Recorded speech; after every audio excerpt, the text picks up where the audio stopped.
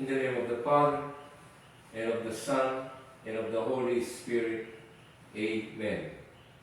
I will go to the altar of God, to God who gives joy to my ear. Our help is in the name of the Lord, who made heaven and earth.